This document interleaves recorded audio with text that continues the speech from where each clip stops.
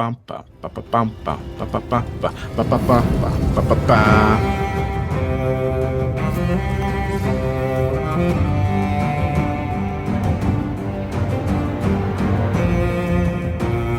Hey everyone, welcome back to But Why Though, the podcast, where we talk about the things in pop culture that people say matter, and we ask the question, but why though? Before we get started, we wanted to let you guys know that at the end of the month of August, we will be leaving SoundCloud, but you can still find us on iTunes, Google Play Music, Stitcher, TuneIn, and YouTube, as well as a lot of your other podcasting apps. But if you have any concerns, feel free to email us at info@butwhythoughpodcast.com. Enjoy the show. This week, we're talking about a show that has been blessed by the old gods and the new. We're talking about Game of Thrones, guys. And as always, I'm your host, Kate, and I'm here with Adrian. Hey, how's it going? And Matt. Hello. And as always, we're going to get started with a few questions. First, what's your involvement with Game of Thrones? Did you read the books first? And do you have a favorite character or house? Matt, you go first. First, I want to say I'm still having sinus problems, so I'm sorry for the sniffling and everything else. Can I call you Snuffleupagus? No, you cannot. But as far as Game of Thrones, involvement, I have none. I knew there were books. They're probably in a library, and that's about They're it. probably in the other room on the bookshelf. Oh, well, I did not actually know we own these Yes. books, so apparently we do own these. And unfortunately, I do not have a favorite character or house, but I want to say if I did have a favorite character, it would have to be Dinglebot. Or Peter Dinklage, only because the Tyrion. Yes, only because of the Destiny reference. But basically, this episode, I want to see if you two, as excited and thrilled as you are, be able to convince me or tell me why this is worth watching. I'm going to pick it up from there. So I love Game of Thrones. I haven't read all the books. I read most of the books. But I left Game of Thrones right after season 5, episode 6, and I did not watch a single episode after that. However, in preparation for this episode, I binge watched all of season 5 again, and all of season 6, and the first episode of season 7, and I can say I am effectively hyped. Very, very hyped to talk about it right now, and I have a lot of feelings, and I don't know how to process them because so much happened in season 6, and it's probably the best one. So that's my involvement with it and the books. And my favorite character who I respect is actually Cersei. I hate her, but I love the way she's played. I love the way she's written, and I like that everything she does has a reason, and she's very logical and methodical, and I really, really love that. But just on sheer badassness, I would have to go with Daenerys as my favorite.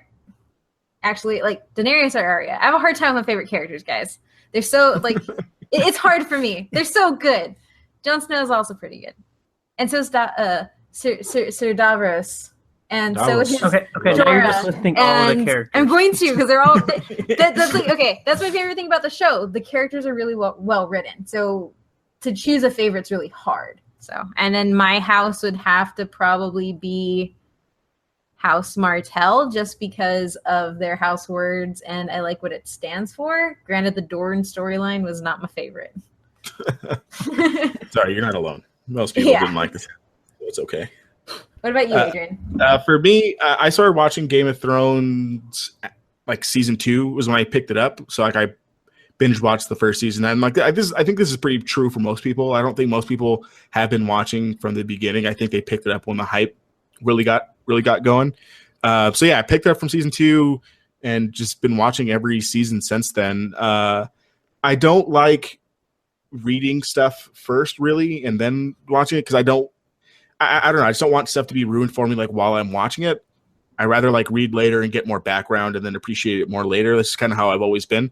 So I've read all the books, but I did it after I watched most of the show because at this point the show is pretty much past the books now. So going back and reading it gives you a little bit more background on some of the characters and stuff, and you kind of see, because I don't want to be one of those like snobby book readers. Not that book readers are snobby, but you know, like, oh, I knew that was going to happen, and I don't want to be that guy. So, favorite character, I got to rock with Jon Snow, man. Jon Snow's my homie from day one. He's my day one. I've always loved Jon Snow. I've loved his character arc. Ghost is the best direwolf. I was about to say, can I change my favorite character to the wolves? Even though I'm like insanely sad every time like one of them goes. Yeah, Ghost Happens is the all the best. And I like the Starks, man. Like they're the North remembers, man. I'll never forget season 1 Starks. Like no matter how good all these other houses are or how bad they are, I'm still rocking with the Starks all the way.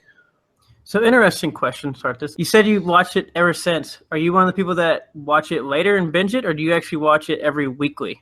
No, I'm week to week. I'm always a week to week guy, unless it's like a Netflix show and it just like all goes there already.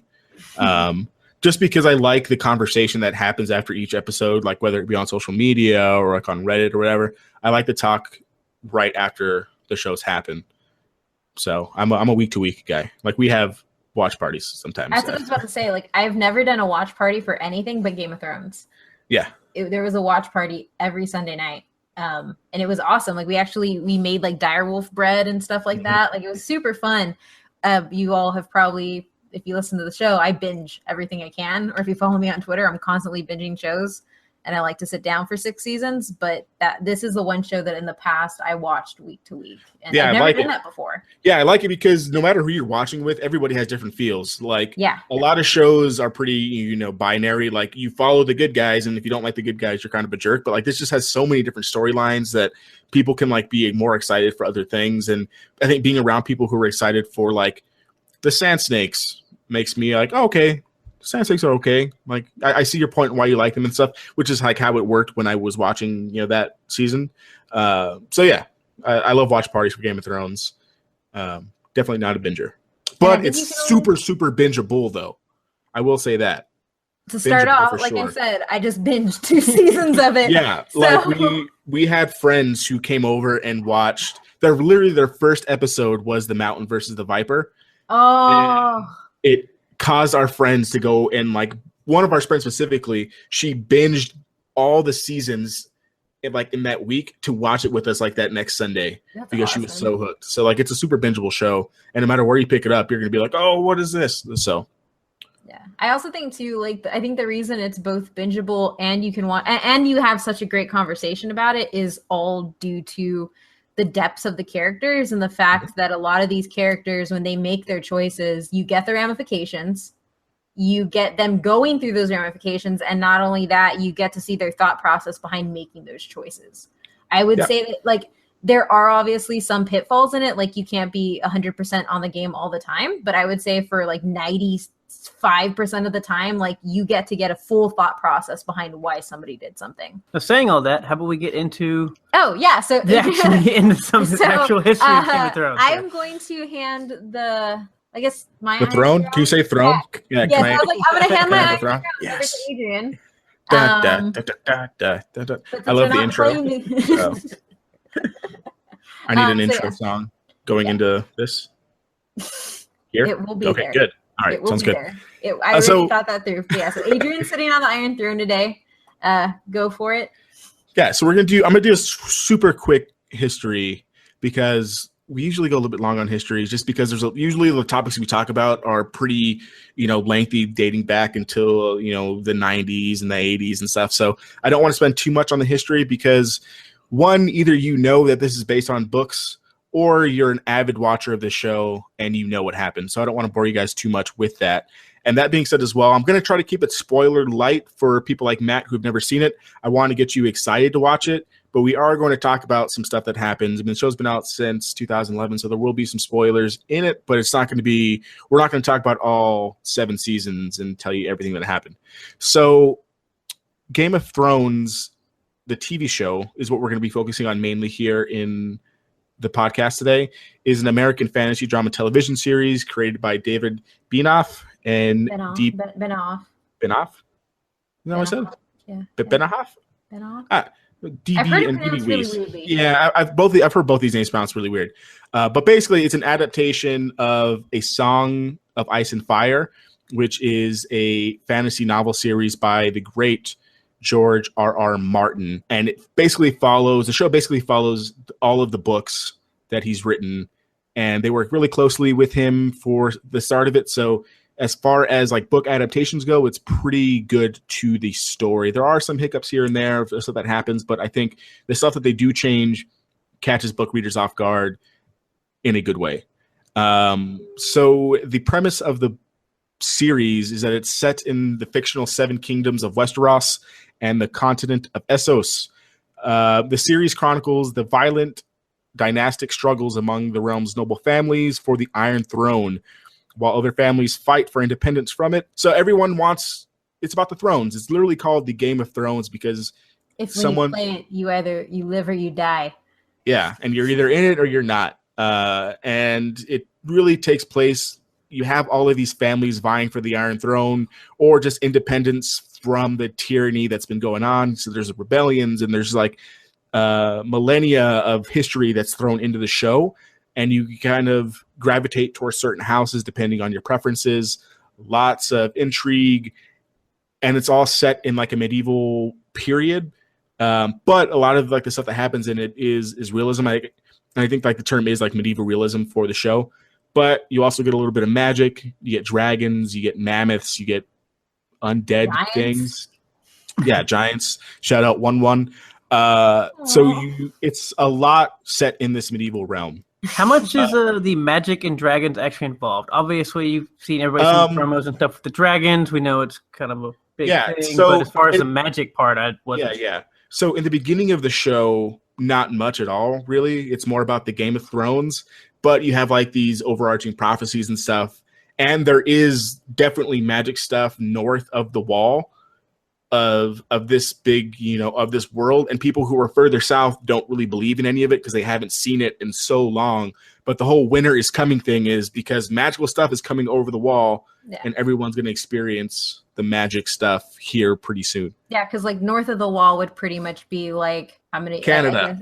No, not Canada. Magic Canada. It's Magic Canada. North of the the Night's Watch is protecting Westeros from magic Canadians.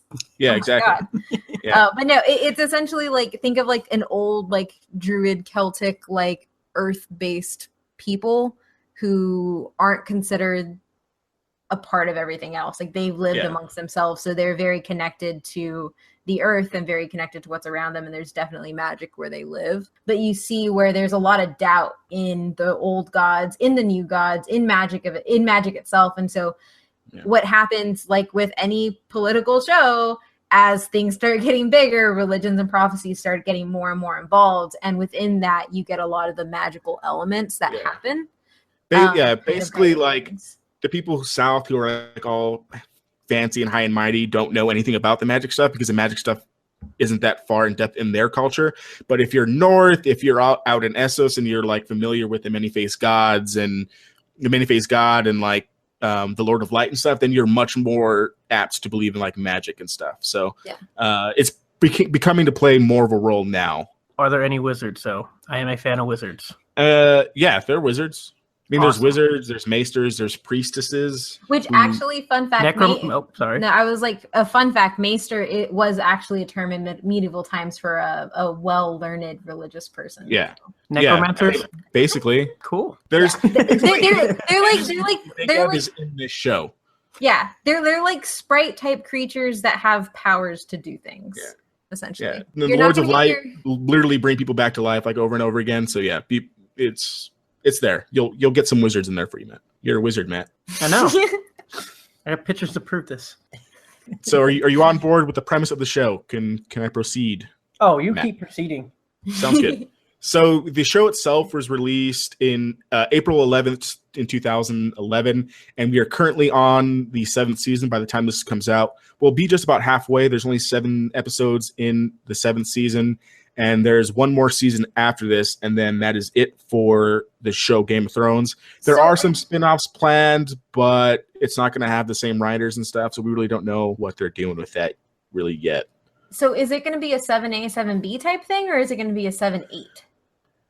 I think it's just going to be 7-8, but I guess you can look at it as 7A, 7B because it's like, I think like next episode or the next season has 6 episodes in it or something like that. So because the standard has been 10 episodes for every season. And this one has 7. So what people are hoping you're doing, and it's kind of doing it so far, is it's cutting out some of the filler, which is just evident in any HBO show.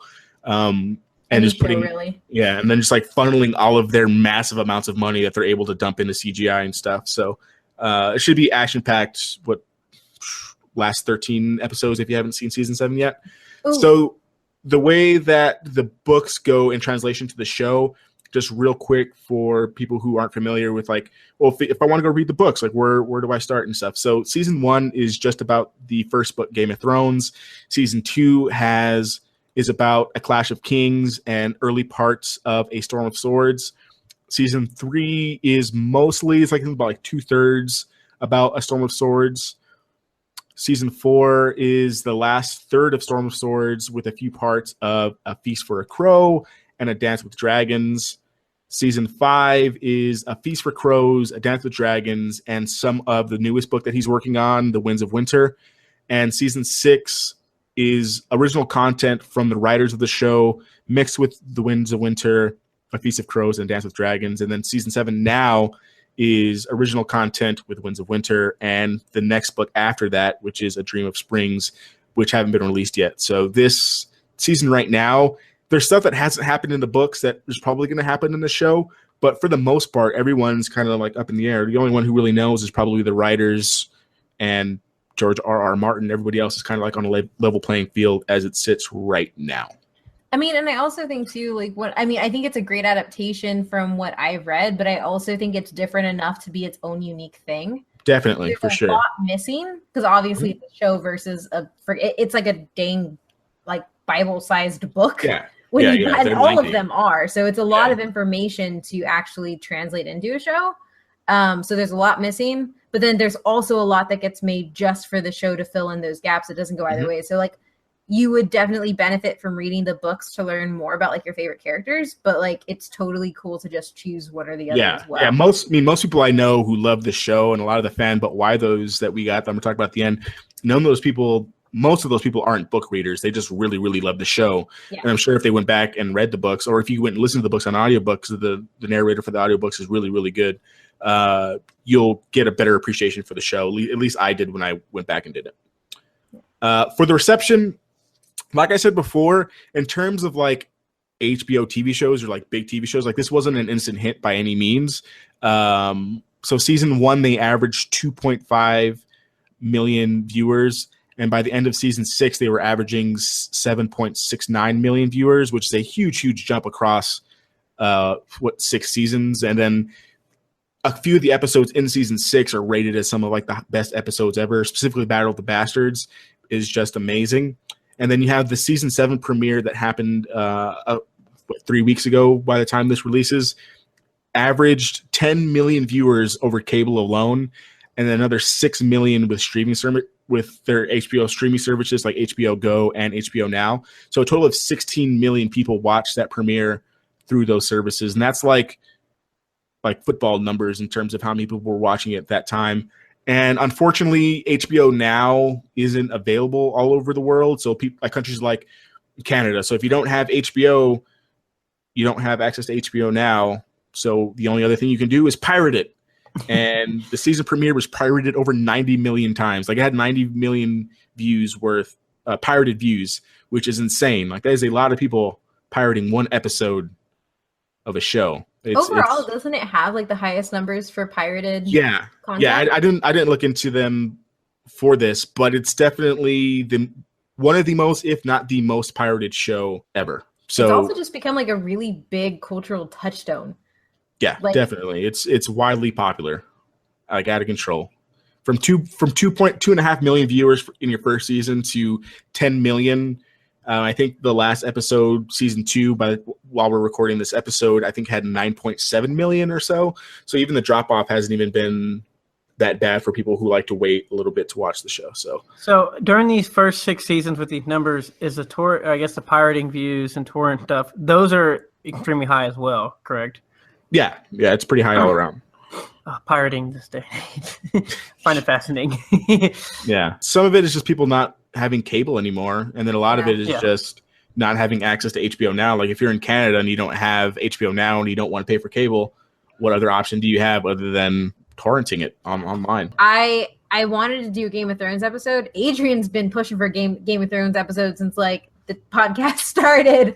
And I know it's important, but I was kind of really put off of this show after season 5, and I was like, I'm never gonna go back and watch it. And then it was like, I think the announcement like a week ago came out that HBO is partnering with Hulu, and you can add HBO Now into your Hulu package. And then I was like, oh, a free month. I'm gonna watch all of it, and I watched all of it, all because it was available on the streaming service. I know there are plenty of people that do that. They literally just buy HBO Now or use either the free month or buy it for like a month or two and binge every single thing they can, and then cancel it. Yep.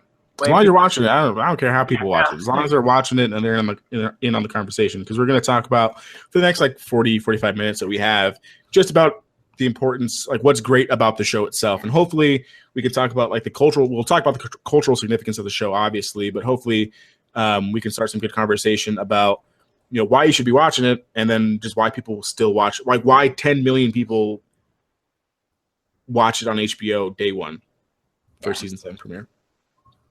Well, let's get into those, but why those then? Sounds good. Matt, before we get any started, do you have any burning questions, or do you want to just go as we go along? With the flow here. Sounds good. Okay, so You're rolling with the flow. Are you making fun of my wordage?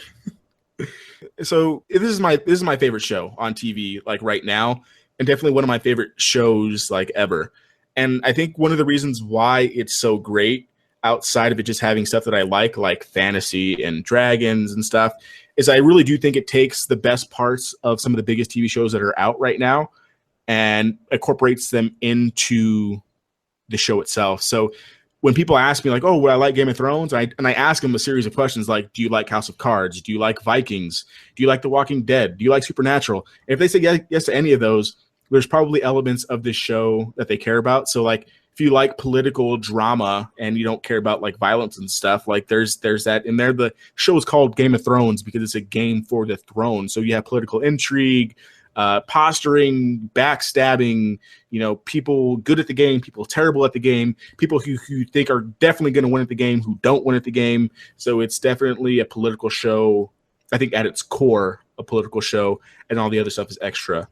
So if you like Vikings or like Black Sails, Outlander, yeah, shows like that. Actually, like these shows, didn't all these come out like after the success of Game of Thrones? I think so. I think my parents watched Outlander because of Game of Thrones. So like there's definitely a connection there. You have like the medieval kind of sword and board era. You have castles, you have primitive people, and you have everything that comes with it. The Walking Dead, to the extent of that, there's like actual Walking Dead in the show.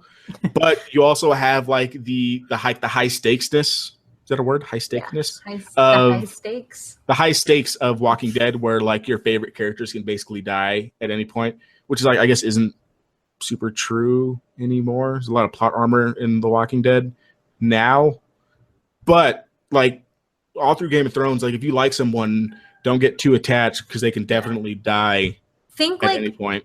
Rewatching it, I realized that it has still stuck with me because every time somebody was talking with an open background, I was expecting somebody like come up and cut off their head or like an arrow to come out of nowhere. Because I'm like, everybody like I can't grow attached, and then I grow attached, and then I cry, and that's what happens. Did they turn into The Walking Dead where they started doing the whole like we need to leave everything on suspense for each episode and season at all? No, not really. I mean, like it's not suspense where you're like, oh well, why didn't you just show me who died? It's more like, hey, this is what's going to happen next season. Yeah. Like, okay. Here are the dragons. Let's go. Yeah, like they have hard stops. Like they do really good of like building you up to a climax and then stopping. Like you have what happens. It puts a nice cap on the stories that you learned, but it sets up everything for the next season, but not in like the annoying where they're like messing around with you every episode. Yeah, they have pretty solid season finales, I would say. Oh, they have really great seasons. Because I mean, at least in my opinion, like episode 9 or 8 is kind of like the big kind of climax, and then episode 10 is usually like, this is what we're going to be doing next season. So we're not going to cliffhanger you too much because you kind of already got the cliffhangers in the episodes before that. They take great care in like crafting the seasons to tell all these stories in one thing, which can be really hard because some episodes your favorite character won't pop up. They got to make sure you're still pulled in. One thing that I realized, and which is why I'm really happy I came back and watched it, was I'm thinking because I finally finished season 6, is stepping away. If I look at it as a whole, it's pretty much that thing. Like it's pretty much the exact same ebb and flow of a season, but set up over the entire series arc, which I'm pretty surprised by, and it makes some of the stuff that I didn't like more bearable now, because like I see how it fits into the larger picture of what the show is planning out to be, which shows a lot of forethought and really great writing. Yeah, and I think that kind of goes to my next point about how it's kind of like The Walking Dead, is that it's a successful adaptation of written material. Like, even though like this isn't its own property, it does it so well that it gives homage to the series that George R.R. Martin created. But like you said earlier, Kate, like it's on its own plane, and that's a great thing if you like to read stuff and then go watch it like people do with The Walking Dead. And this last one I threw in there because I know Kate likes Supernatural. I don't like Supernatural. Well, Kate loves Supernatural. Is you have like there's this whole magic and religion and beasts and all this other stuff. And family. And family, yeah. That you get in Supernatural. So if you're a fan of Supernatural, you're probably a fan of Game of Thrones. Like one of my friends, her favorite shows are Supernatural and Game of Thrones. I think for like a lot of like the same reasons. So you do have a lot of that. Matt, do you like any of those shows? When I read this list, I kind of started to laugh because I've seen maybe the first about 3 seasons of Supernatural, and then I've watched in maybe 5 episodes of House of Cards, and that is it for all 4 of those shows. You're slacking. You're anomaly in Twitch. pop culture. Twitch. I could probably blame Twitch. I'm not a fan of zombies, so I don't really care about Walking Dead per se. And then kind of what they've done, I don't really care with the whole like everything's so dramatic cliffhanger type thing. Supernatural, I actually enjoyed when I watch it. I just kind of life. Yeah, we're still behind on Arrowverse. Yeah, and then we're not getting started on that. Yeah, we will catch up eventually. House of Cards didn't seem too bad, but I'm just not a big person into political dramas. I've just never really cared about the political dramas. Yeah, so. I think what they do well here is that they balance a lot of that. So I would say they make like every political motive you see everything or every political move you see all the fallout from that happen. So you see everything that's associated with it. So it's not just politics. It's how does this work into a larger story? How does this work into people attacking each other? How does this go into assassination? How does this go into like why this person's running? Like it's a lot deeper than just politics, but the politics are a really great part of it too. Yeah, because you don't know who, and this kind of goes into the next, but why those the storytelling and the characters in the show are just like amazing. A lot of this is due to just the characters that George R.R. Martin thought of in his own head, basically, and like the forethought he does through the books. But I think it's another thing to bring that to life in a 10-season TV show, because it can be really easy to take like George R.R. Martin's books like verbatim and like do the whole story, 1, 2, 3, 4, 5, and it just be like really bogged down with just background story that you don't care about and stuff. And I think the showrunners do a great job of cutting some of that stuff out and like giving people who are involved in the show, like you're in charge of writing like, Arya's character, you're in charge of like doing and this stuff. So they do it in a way that it really, I think it brings out the best parts of the books without having to do all of like the boring history stuff that George R.R. Martin goes into that you might not find interesting if you don't care about that kind of stuff. And I think it's really important to point out too, is like the characters are different, like in and of themselves, even if they had to age the characters because a lot of what they do, they couldn't put on TV. Like the Stark children are really Stark children in the books. Daenerys, like everybody is like children in the books. He's like a preteen in the books. Like, like they are all at really young ages. Obviously, that even HBO is not going to put that on there. So like the fact that they have to age the children, they also have to age their stories with them, but they still have to have it be reflective. Like that's a hard task. It's not easy. Like you're not just copy and pasting it over.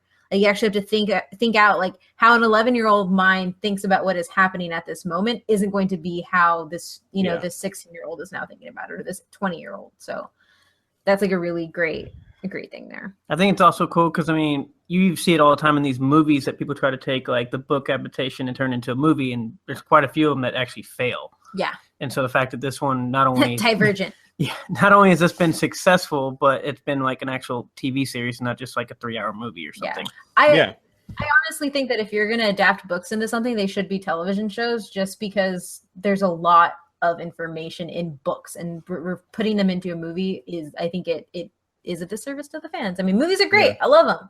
But I think we're at the stage where we get bingeable television. So Netflix, go buy up all the book rights and give us like long ass seasons of things. Yeah, and I think the success of it, like they could have easily, I mean, I don't know how long they're gonna wait, like they would wait, but like they could have easily, like if the show wasn't as popular, they could have taken a break and waited for George R. R. Martin to finish like Winds of Winter and A Dream of Springs.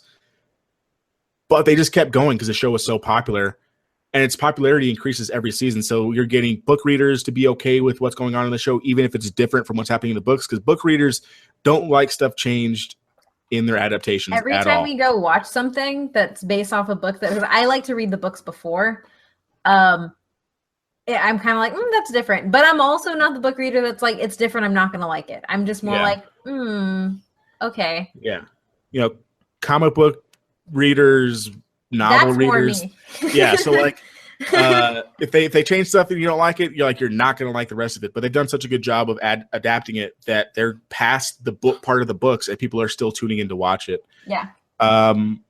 Another great thing about the storytelling is that they're really not afraid to like kill characters.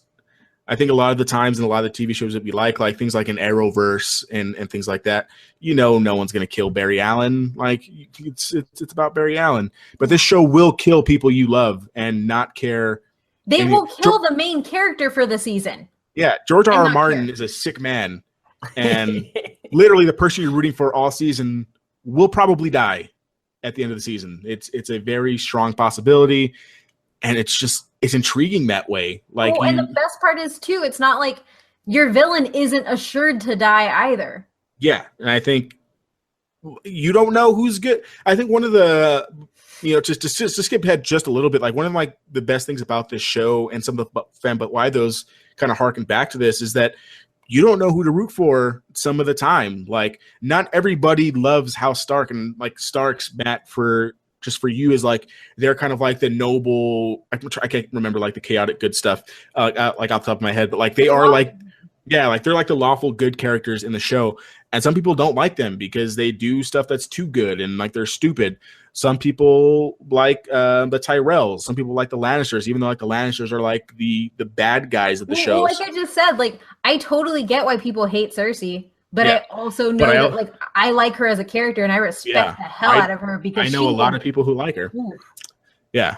Like I don't think there is. Well, maybe Ramsay. I think like Ramsay might be the only like I think there's like character. Yeah, I think like out of the show, I think there's like only 2, maybe 3 characters that you're like, if you like them, you're kind of a jerk. Like Joffrey, Ramsay, and Walder Frey. To some extent, like if you like any of those characters, you're probably not a good person. But Cersei, even though all the bad stuff she does, people still like Cersei. The High Sparrow, no matter all the bad stuff he does, like people still like the High Sparrow. So like there's definitely dichotomies there that you don't really find. Like, and to kind of harken back like to The Walking Dead, like The Walking Dead, you follow like this group of characters, and you're supposed to think everything that they do is right, and they are right all the time, and everybody else is bad. Yeah. But this show does a really good job of like people who you think are good might be kind of jerks and things like that. So the way that they do the characters that way is really good. Yeah, that's when I was kind of reading about trying to, at least so I didn't come in here completely blind. And from what I've heard over the seasons, is why it's almost like they make the not straight good guys versus not straight bad guys, and the more complexity to each character to where you may be a good person, but you have to either make bad decisions or you feel you make a real, I guess an irrational decision at some time. Yeah. Or you just keep making good decisions and everybody that you're with dies. Yeah. Yeah. Like it kind of makes you realize that morality isn't black and white, and it's like the entire thing moves within gray, and you have to figure out where to go in that part. It's the realism aspect of the show. Like not everybody who does good is going to get seats of power, and not everybody who's bad is going to get their comeuppance. Like sometimes like they just have the power, and you have to and characters in the show have to deal with that. To move on to some stuff I know Kate really wants to talk about, and it's a little bit heavier for the show, is that they don't shy away from taboo things in the terms of like what a TV show was supposed to do. They did age the characters, which is great because there are, rape scenes with in George R. R. Martin's book with characters who are like 13, Yeah. mainly Daenerys and stuff like that. Yeah, and stuff. So they did do that, but they still aren't afraid to do, things like rape and body mutilation and child death and things that are like progressive that maybe wouldn't be progressive like in that time period. Like if you think about like medieval times, you don't think about interracial couples. You don't think about same-sex relationships, bisexual relationships. So they do a little bit of everything. Not all of it's good. And I think Kate can attest to that. But some of the stuff they do is taboo. Taboo is kind of progressive in a lot of ways. Yeah, no, I think so. I think on the interracial relationships things, I don't really think there's too much of that. Well, if you look at Dorne and like basically like anybody in Essos, so like the great thing that's really cool, and Adrian and I had talked about this earlier in the day because I've been like messaging in the group in our group tags like, oh my god, this is happening on the show, I can't believe this. But the great thing is you have to explore a lot of these things like interracial relationships, same-sex relationships, gender fluidity, all those types of things. You have it as being representative of different cultures of the realm. Because it's kind of really representative of what happens in real life. In one place, something is accepted, in another place, it's not. So, like if you take Oberyn and Ilaria Martell, she's his paramour, not his wife. They have an open relationship. They're pansexual for the most part. Like they don't have they just see people as people with no gender assigned, and they just love them and have sex with them. And in Dorne, that's perfectly fine. But when they come over to King's Landing, it's completely like, you don't do that. Like, this is not accepted here. And so the fact that they explore... Unless you're brother and sister. Yeah. Yeah, even the Northerners and like the savage wildlings, like John. Oh, yeah. John gets it on with some wildlings. And like, well, even that's not a thing that the people in the North give a shit about. Like, they don't like that kind of stuff. Yeah, and I think on top of that too, the wildling women fight right along the side the wildling men, and there's no differentiation. Like everybody learns to fight up there because obviously you kind of have to. What I really like about handling these types of things is it's always situated within the cultural context within the show. What I don't like is there's a lot of sexual violence. There are a couple instances where it was just really badly done. Specifically, there's a rape that happens. And I'm not, I guess I would qualify this as a spoiler because it's kind of a turning point in this character's arc, right? Like this would be a spoiler. Yeah. You just say like who the character is. You don't have to say like who it's between, because I think that reveals like a little bit too much about the thing. But yeah. So like Sansa's raped, and instead of it being about her in that moment and immediately after the last 2 episodes where she's processing it, she's having to comfort another person who is supposedly also really hurt by her rape, but it's like it was her and that happened to her, which I thought was really badly handled. That being said, like the sexual violence isn't like, as much as they do fridge some women characters, and when I say fridge, it's the idea of like hurting a female character to propel a male character to do something. They do dish out sexual violence to all of the characters in the show. Like that is always one of the number one threats that people make towards other characters, and it's not just the female characters that are being threatened with this. Like the characters that she's talking about, Matt, just for you, like that dude doesn't have a wiener because the guy got tortured and got his wiener chopped off. Yeah, like it's no one is like I said, no one is safe in this show. Like there's sexual violence against everybody. And I think for me, it was just because, and I guess like my own perspective of like seeing when somebody wants to write a complicated female character, they rape her. Like that's usually what happens. That's the trope. This is how we're going to complicate her, and this is usually how she's going to become a badass. And for me, using sexual violence when you've done so much with other things, this also reflects in the book. Like this is also my gripe with the books as well. Like it isn't just the show. Like I realize that this happens in both places. It's kind of like easy, like it's the easy way, and it's kind of sloppy. But I do think that they have done a really good job after they've received some criticism. Not George R. R. Martin, but like the actual showrunners.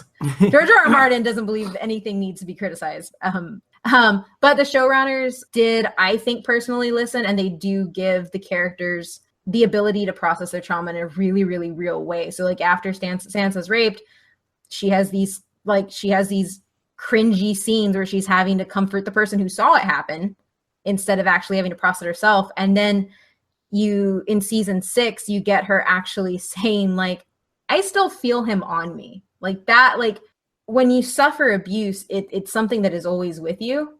And so to actually see her expressing this and talking about it, but still being detached from it, like it was a real way to show how somebody processes a traumatic event.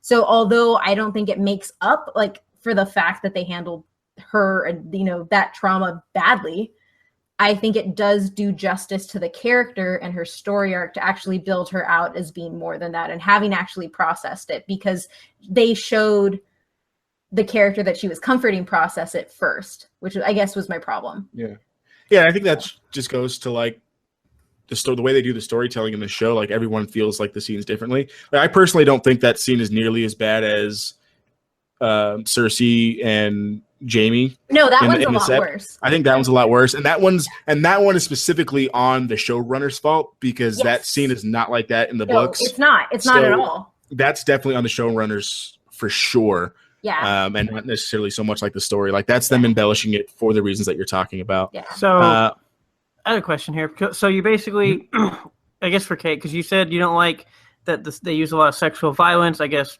towards women and take the easy way out or muddied it. I guess, one, what other ways did you want to show? And then two, since it happens, as was already pointed out, all across both genders or sexes, I mean, why is it so much? You just spoke of the women more than, I guess, the men, saying this all happens when. I think one, because I am a woman. Well, obviously. Like that's kind of the first thing.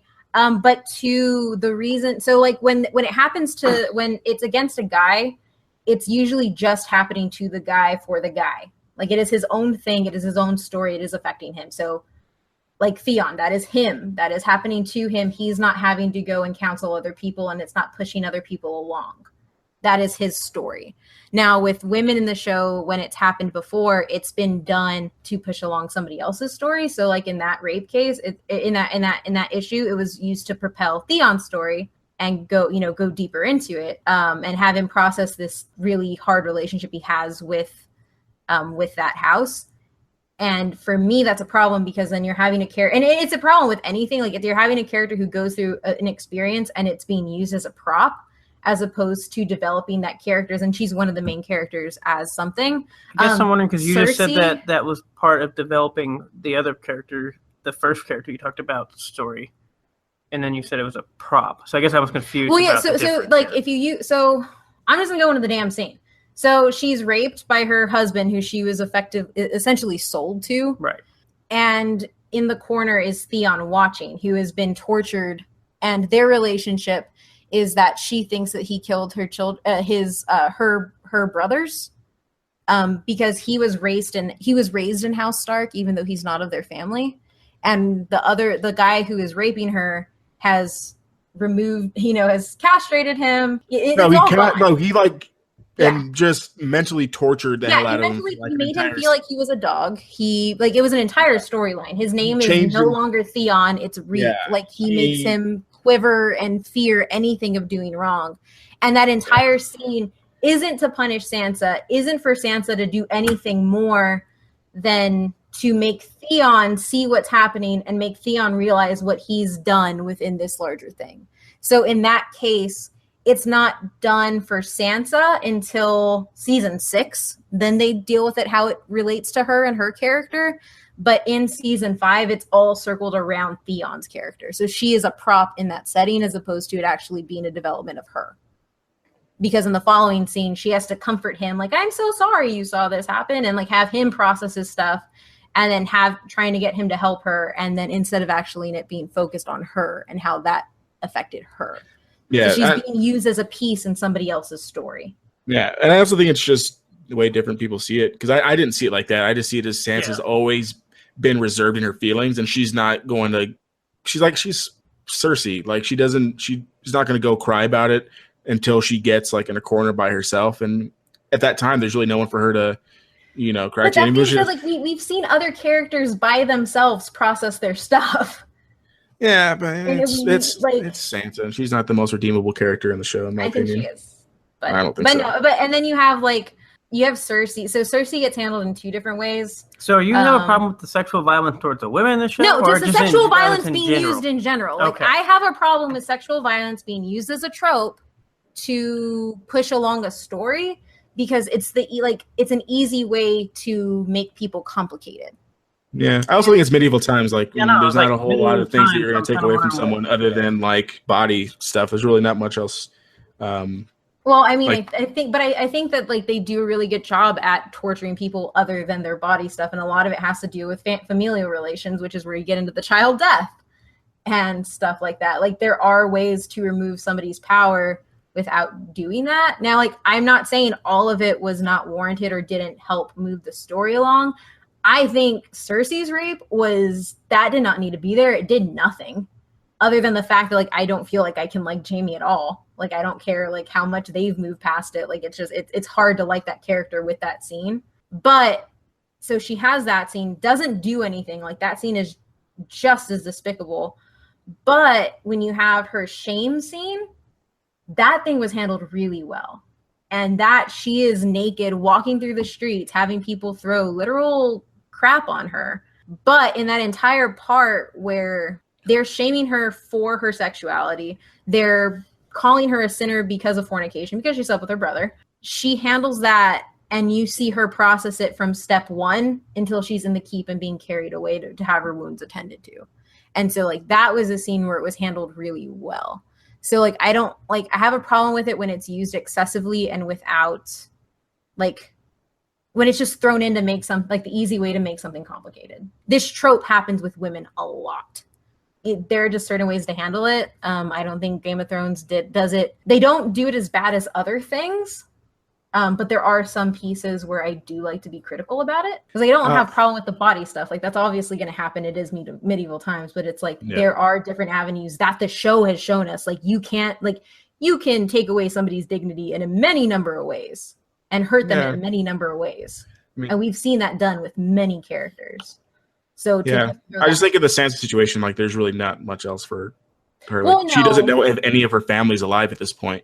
Yeah. Well, no, like, so she can't like get her family taken away. It's all she has there is Theon. Yeah. And she knows. But I don't want to spend too much time on that, because then we're going to talk the whole time about that one scene, and there's a lot more I want to talk about.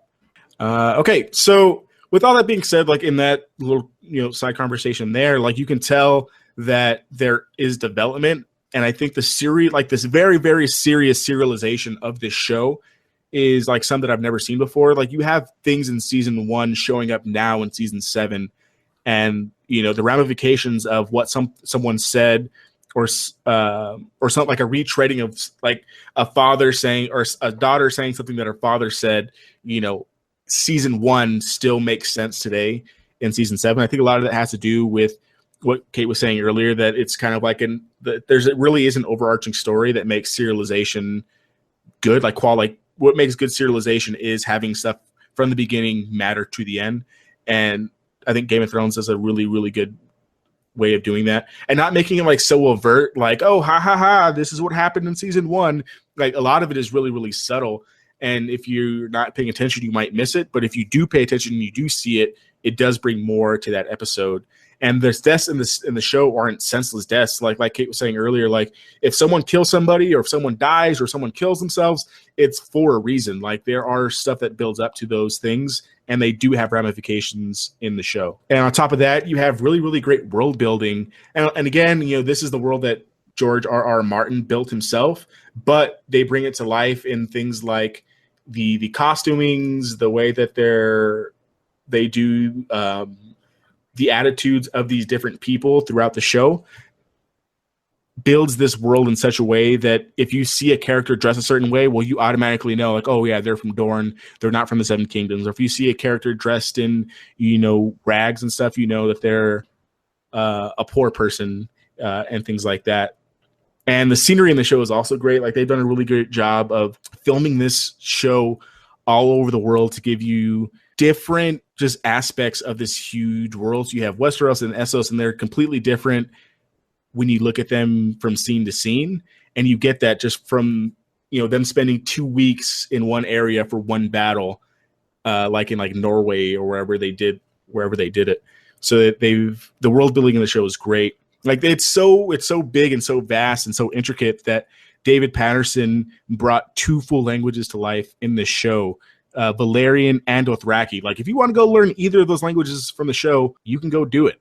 That is super, super cool. And the way that the actors like actually study and like do these voices and stuff, it sounds authentic. Like it sounds like they sound fluent. Yeah. It doesn't sound like it's broken or hard. Like it sounds genuine. The funny thing is, I was researching, and they go with you're talking about all the scenery and everything else.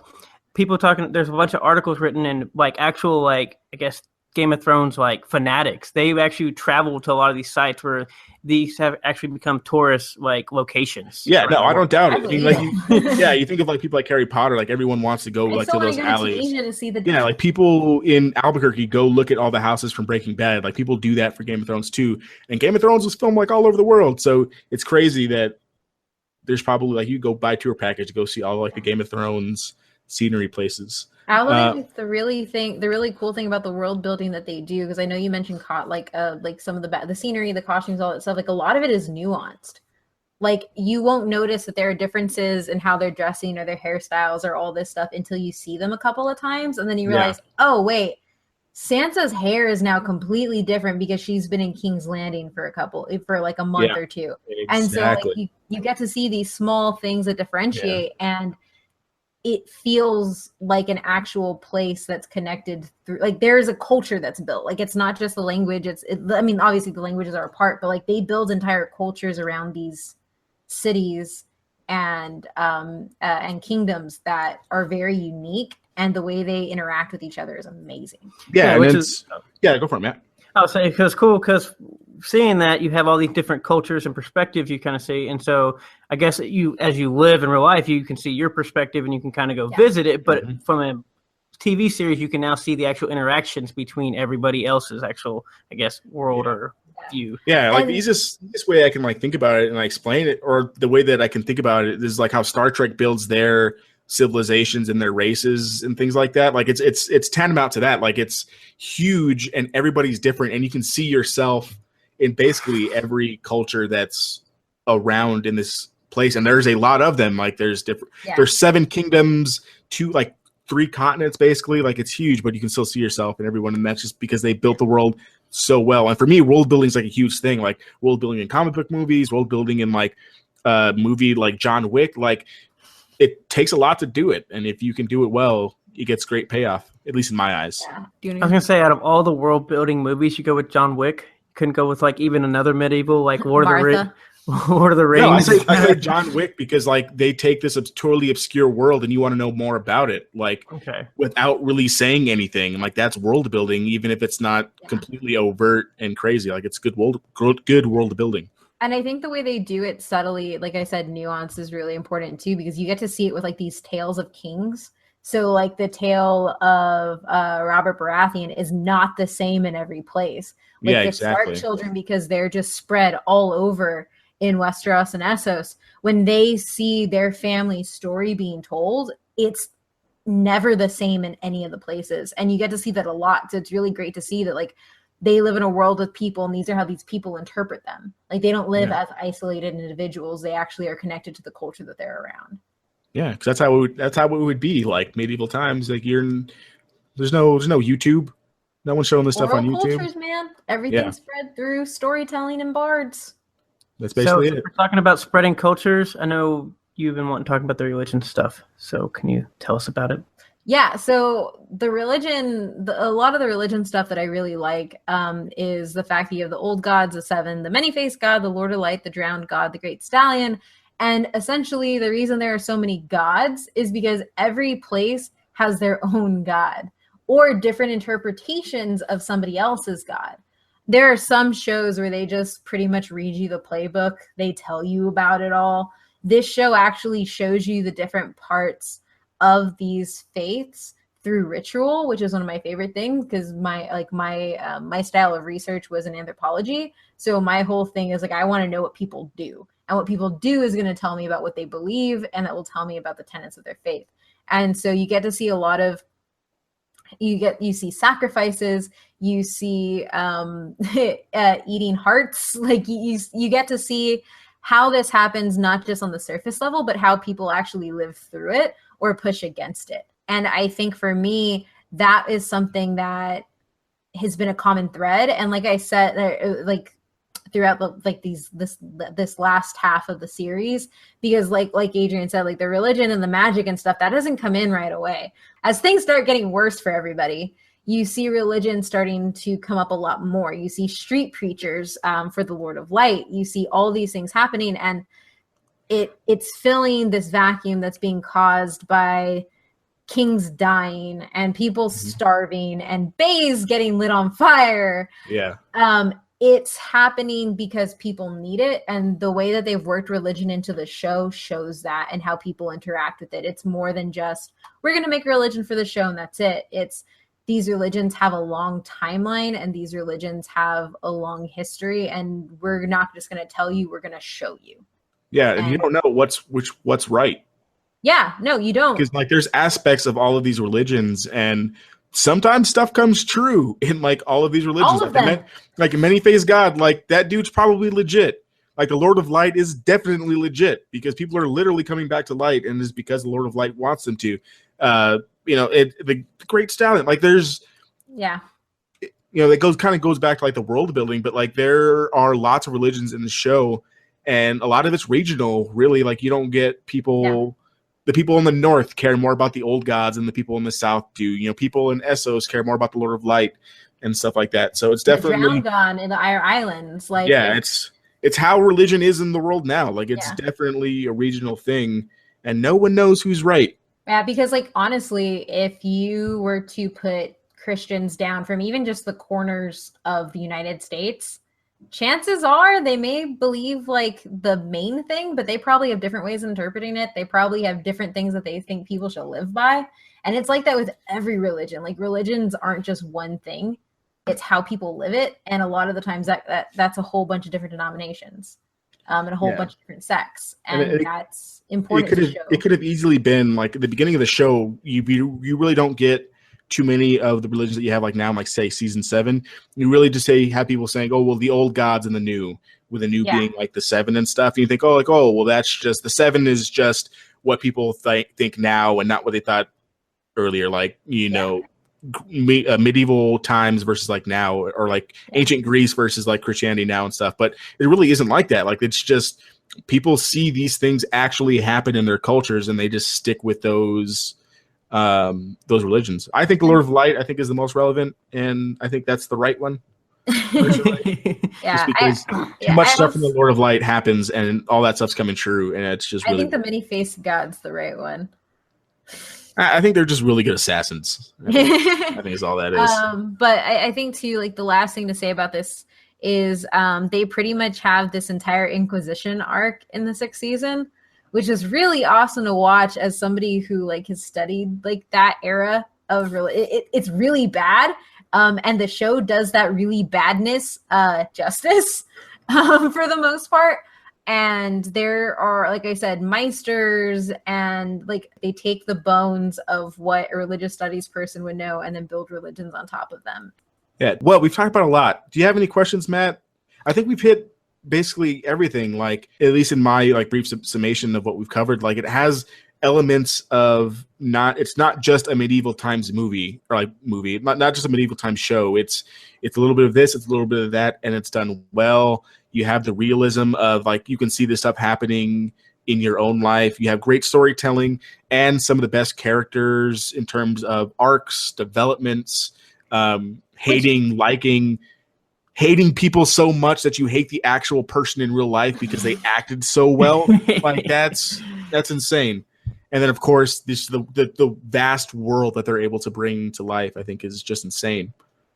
As far as the actual show goes, I think there's definitely a lot of elements. I can definitely see why it is the popular, or one of the most popular shows on TV, and definitely, I guess if you said sprung other TV shows. I'm interested now to watch it. I mean, I can't guarantee it, but it's definitely something more intrigued. We got HBO for a month, so. I mean, I definitely sit here and listen to you guys talk about it and be. Yeah, and this is definitely one of those things like where we just talked about like the main characters. Like there are so many characters in the show that we did not talk about. Yeah, Marvel, come on. Like the kid actors in the show are actually, except They're for Bran. really I good. hate Bran. No. Lady Mormont is like the coolest girl ever, and she should just run the show. It's awesome. Like the characters in the show are great, and there's a lot that we didn't mention, Matt. But like I know when we talked about, some of our previous episodes, like you like characters that you can relate to. I guarantee you that there are characters in the show, even if they're not like the main characters, that you'll gravitate to and like just because of who they are. I do want to point out too, because I know I did talk about like some of the bad stuff that happens to women in the show. Women are also freaking awesome in this show too. Like it's not just like that. Like one of the reasons I really love it is you have like Lyanna Mormont, you have Yara Greyjoy, who is fighting to own her own kingdom. Like you have like these arcs being built for women to actually take over.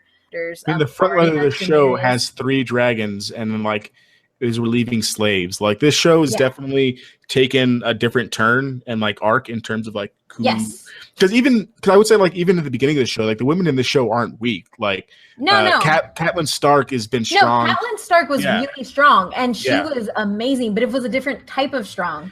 Yeah, and that's what I'm saying. Like the transition, the development could have been like very like hammered and very like kind of over the head with it. But they've done it so well over 7.5 seasons now that like you believe it. Like that Arya is badass. Like that Daenerys isn't that 13-year-old girl in the books that she was in season 1. So and I think too, I definitely agree there. Like, and I think too, one of the really great things that I like about it is there are different types of women and there are different types of men. Like there are different, like you have men who are cowards, you have men who are brave, you have men who want to be scholars, and you have men who want to fight. You have women who want to lead, you have women who are feminine, you have women who beat the crap out of people like Brienne. Like it's not just cookie cutter, and it's not just this is the ideal character. These are the different explanations of how people can be. You can like them for a multitude of reasons. You see them interact with each other, and they actually deal with the tension of what happens like when a guy wants to be a scholar instead of a fighter, and this happens like between families, right? Like the family dynamics in the show are crazy. Like there's no perfect families in this show. Oh no, I would say the Starks are pretty like traditional values of like families, everything except for Sansa. They're all pretty straightforward of like, hey, and she basically like killed her whole family. But you have those family dynamics in the show too that are just wide ranging, and like that not everybody loves everybody in their families and the ramifications of that. Children. Yeah, all dwarves are bastards in their father's eyes. One other question, since we talked about you guys talk and you've been raving about all the great characters and all the great stuff, how many of these actual actors became A-listers or become now actual branched off from this show into bigger movies? Some of them branched in, actually. Emilia Clarke, I guess, is this was like Emilia Clarke's, who's Daenerys Targaryen. This was her first role, out of college or whatever. She tried to do Terminator. I don't think she was that great in Terminator. Like, I can't think of anybody in the show who was who's become like big A-list and who are like in movies that you can go see like this weekend. Aquaman's in there. Yeah, Jason, But and then I know there's a lot of times where new shows have come out and people go, "Oh, it's character from Game of Thrones. Oh, it's character from Game of Thrones." Finn Jones, who is just as bad in Game of Thrones as he is in Iron Fist, if you need to know. You hear a lot about like, oh, they're now referring to like these actors played in Game of Thrones and now they're in here versus they were in here and they came in. I think it's early. Yeah, I think is the best way to say it. Like, because the show isn't capped yet. Yeah, the show isn't capped yet, and they spend a lot of time doing the show. Like, I think the biggest actor I can think of who's been in the show is Sean Bean, but he kind of dies like in every movie, like anything he's in ever. Yes and no is going to be my answer there. All right, so we're going to go into some quick fan, but why those? Because we love hearing from our listeners and even if you're not listeners, people who generally care about these shows. So we have a few from some of my friends in real life, and here's what they had to say. So this first one is from John Murphy. His favorite house is the Lannister house. And he says totally not to be contrarian, but what is the name of the show? The Game of Thrones. They play the game better than anyone, particularly when Tywin was alive or when Tyrion was Han. They are cunning and totally shouldn't ever be counted out. I'm not saying that they are good guys or the ones who should win, but they are the family that knows what they are doing. The only ways that they lose is when the writers want to please the audience. Yeah, and I think that's really great. And I won't talk too much about like each comment, but like I think that's really great because the Lannisters typically, like if you look at like good versus bad, they're not the good guys, but they're just written so well that you can appreciate the fierceness and the badassery that they do, even if they're just kind of like jerks 95% of the time. This next one is from Derek Snyder. His favorite character is a tie between Daenerys Targaryen and Arya Stark. Very good choices. Favorite House Stark, hate the most, tie between Cersei and Ramsay Bolton. He also says low-key kind of loves Cersei at the same time, so it's confusing, which I think is totally valid. Like I said at the very beginning, people hate Cersei, people love Cersei, so if you like her, even though you're maybe not supposed to, like, it's okay. And his choice for the throne is either going to be Jon or Daenerys. And I won't see this next part because it's kind of a spoiler, and I don't want to ruin that part. But those are basically my top two picks. Who's going to take the throne as well? And the reasons why he loves the show is he says it's absolutely ruthless and unpredictable. It really sucks you in for having so many stories going at once. It does an amazing job of tying them all together and really bringing the things full circle. Hands down, one of the best shows I've ever watched. This is great because Derek is actually one of my oldest friends and was actually my roommate in Austin. I don't know if you guys ever got to meet him when we came over to play. Yeah. He had never watched Game of Thrones, except for like a couple months ago. So he's all in and just binged all 6 seasons, and I guess 7.5 now. So he's all in for it. This next one, Anthony De Leon, favorite character, one of Kate's favorite characters, Lady Marmont, and Sam, who's a smaller character, but I can totally get behind Sam. Favorite house, Stark. His most hated character is Littlefinger. Oh, I get behind that 100%. No argument there. Littlefinger is a creep. Taking the throne, he thinks it's going to be Jon. He doesn't want it, and I think that's what makes him the best option. It would be also fitting since we assume that Sam is one of the ones who record this history. That's a great theory that's going out. That's all of this stuff that's going on in the show is actually being recorded by a maester. And I think it's a great theory, and I can definitely get behind that. Good theory. And why he loves the show. The show is incredibly and intentionally detailed. I can go back to season 1 and find foreshadowing that comes out in season 6. It's also amazing the level of detail that has gone into developing a history that is not portrayed in the show, even much earlier than Robert's Rebellion. It's an incredible analysis of the struggle for power and ethical leadership at all possible. You can analyze it philosophically, psychologically, etc. It's the best show I've ever seen. I think a lot of that, his like little summary there is basically everything that we've said over the course of like this like hour and 10. So we could have just read that comment and been done. Yeah, so we could have just read your comment, Anthony, and been done. And this next one is from Tristan Jones. His favorite character is Jon Snow and Varys. I've actually heard Varys. I've never heard anyone say Varys is their favorite character, so this is very new to me, and I'm not sure how I feel about it. Season 7 interaction with probably, yeah. Like I can go for Varys. Yeah, favorite house, Stark. Hate the most. I'm not sure that I hate anybody anymore. Kind of hated Larius, but not that strongly, which I guess is okay because I don't think at this point right now in the show that there's anyone that you could like overtly hate. Yeah. Right now, except for Cersei, I hate Cersei, and I kind of semi-hate Sansa, but like they're not like Joffrey or Ramsay Bolton bad. What I love about the show is how much it expands on the ironies of power, desire, honor, revenge, etc. It also shows how silly, petty, familial squabbles are to the ultimate larger picture of world building. Every single character is dynamic and complex, except the mountain. And the scope of George's fictional universe is mind-blowing, not even counting the books. And then I think we have some stuff from Twitter, Kate? I have some Twitter stuff. So the first one is from from Angel of the Color Me Dead podcast. And Angel says, the reason I love GOT, awesome battle scenes, amazing characters, empowering female leads, amazing acting, effing dragons, sold. Also because J.R.R. Martin is amazing. The imagination each character, no matter how small, is complex and interesting in its own way. Also, trying to condense 7 years worth of love for GOT into 140 characters. It's fucking bullshit, man. And then we also have one from Amanda on Twitter as well. So I'm very far behind, but it's the friggin' badass female leads for one thing and making fantasy cool again. But I'm also very far behind. So, I mean, yeah. And then we also had a nice little Twitter poll where I realized that like there are just so many options for why Game of Thrones matters. But the cool thing was, it was the 4 answers were fantasy done right, female characters, best show on TV, and other. And fantasy done right was 29%, female characters was 21%, other was 14%, and best show on TV was 36%. So best show on TV wins, but they're all pretty close. It's so wide ranging that like I said before, and I'll say it again, like there's something for everybody in this show, and I think that poll really speaks to that, as well as our fan but why those. I think they echoed a lot of what we said in this show, and they haven't even listened to it yet. So I guess last thoughts. Last thoughts for me is this is really, I think, one of the best shows ever. It's definitely the best show, I think, right now on TV, streaming service, pirating, like whatever you want to call it. Like if you need a new show to watch, like this is it. And if you're watching it now, you know why you've watched it for all of this time, for a lot of the reasons that we mentioned. Go Jon Snow, Stark for life, the North remembers. The winter is coming. Winter is here. Yeah. Winter doesn't exist in real life. Well, that's because we're a Texas podcast. But I'm like, I wish winter was How hot was coming. it in El Paso?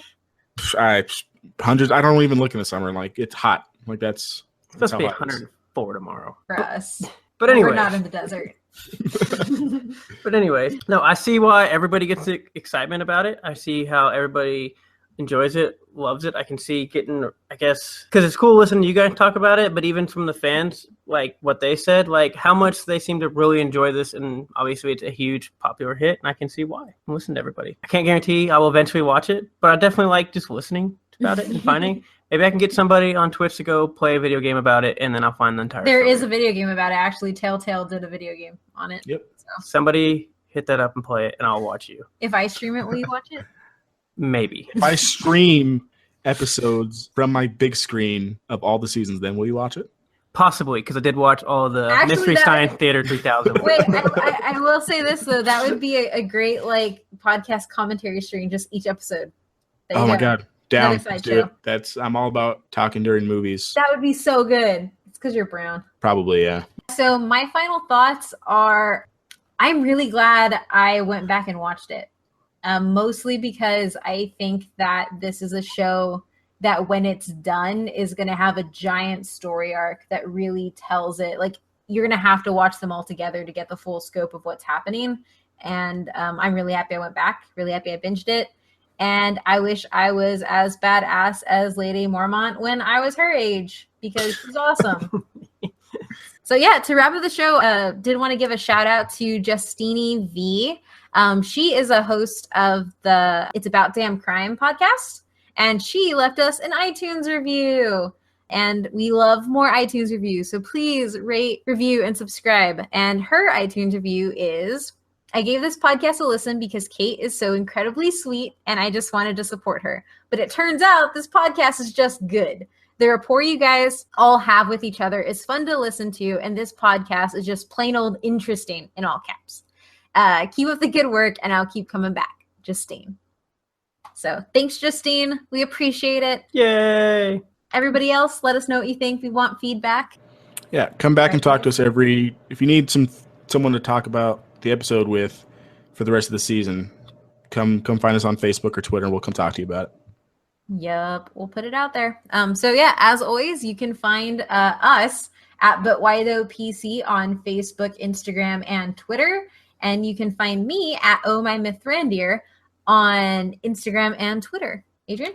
Yeah, you can find me on Twitter at Superruiz93, SUPERRUIZ 93. And I'm sure there's stuff I got wrong here. I mean, like I said, like I know much bigger Game of Thrones fans than myself. So if I got anything wrong, or if you want to talk about anything just come at me. It's all, come at me, bro. Come at me. And Matt, where can they find you? You can find me on Twitter at datm18, DATTM18. And by the way, since to have a fun thing with people watching Game of Thrones, start throwing in Lord of the Rings references, and they get confused sometimes because they're not paying attention. He brought up, so there's that Battle of Bastards thing where they're going, who owns the North? We do. And he's like, you're not orcs. And I was like, what the hell are you talking about? They're saying the North. He was like, he face palmed and I was like, oh crap, you're talking about Lord of the Rings. I'm so sorry. And then just walked away and wanted to take away my Twitter handle. Bye. Bye, guys. Bye.